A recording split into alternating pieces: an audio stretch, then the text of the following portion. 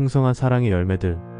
세상에서도 어떤 결실을 얻기 위해서는 피나는 노력과 희생, 자기 포기가 요구되듯이 영적인 영역에서도 마찬가지입니다. 성도가 맺는 열매는 그의 신앙이 살아있음을 증명하는 가시적 증거이자 그를 부르신 하나님의 영광을 드러내는 통로가 되기 때문입니다. 유실수의 의무는 열매를 맺는 것이며 하나님의 백성인 우리의 의무도 열매를 맺는 것입니다. 누가복음 13장의 무화과나무 비유를 보면 주인은 3년을 와서 열매를 구하되 얻지 못하니 포도원지기에게 찍어버리라고 단호하게 선언합니다. 열매 맺지 않는 가지는 밖에 버려져 마르며 불에 던져 사르느니라는 경고처럼 열매 없음은 심각한 결과를 초래하는 중대한 사안입니다. 우리는 스스로 혼자 열매를 맺을 수 없는 영역이 존재합니다. 열매 맺는 삶의 모든 과정은 인간의 능력이나 자격이 아닌 하나님의 주권적이고 선행적인 은혜에서 시작됩니다. 열매 맺을 가능성이 없는 가지를 참 포도나무이신 예수께 접붙여주시고 가지를 깨끗게 해주시는 과정 역시 농부 대신 존귀하신 하나님의 의지와 권능의 영역인 것입니다. 스스로 할 수 없는 영역에 대해서는 오직 은혜를 구해야 합니다. 우리가 하나님의 은혜를 경험하기 위한 준비 과정은 나를 비우고 자기 부인으로 말미암아 영이 가난한 자, 의에 줄이고 목마른 자가 되는 것입니다.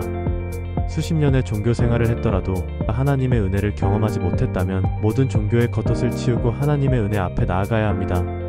종교적으로 부유했던 나를 이제는 하나님의 은혜와 사랑이 아니면 도무지 살 수 없는 나로서 비어 가난하고 배고프고 하나님의 의를 갈망하는 나로 나아가야 하는 것입니다.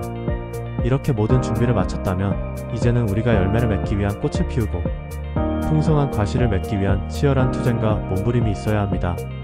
참된 열매는 우리의 삶 속에서 하나님의 은혜를 기억하며 그분의 뜻대로 살고자 하는 용기와 도전, 그리고 실패를 두려워하지 않는 부족하지만 정결한 마음에서 나오는 순종과 불굴의 믿음입니다. 우리의 삶의 모습을 보고 다른 이들이 살아계신 하나님의 사랑과 예수 그리스도를 발견하게 하는 것, 즉 그리스도의 편지와 증인된 삶을 살아야 하는 것입니다. 하나님의 뜻과 목적은 열매 못 맺는 가지들을 즉시 제거하시는 것이 아닙니다. 소망 되신 주님께서 다시 한번 기회를 달라고 하시며 많은 걸음과 관리와 사랑으로 열매를 바라시며 그 나무 하나하나를 소중하게 여기시는 모습이 하나님의 마음입니다. 우리가 비록 지금은 열매가 안 보이고 가망이 없어 보일 수도 있지만 불가능에서 가능으로 그 소망을 주시는 하나님의 은혜를 경험하시고 하나님을 온전히 만나도록 나를 비우고 낮은 자리로 나아갑시다. 하나님께서 여러분들에게 용기와 그 두려움 앞에 맞설 수 있는 사랑으로 응원하실 것입니다.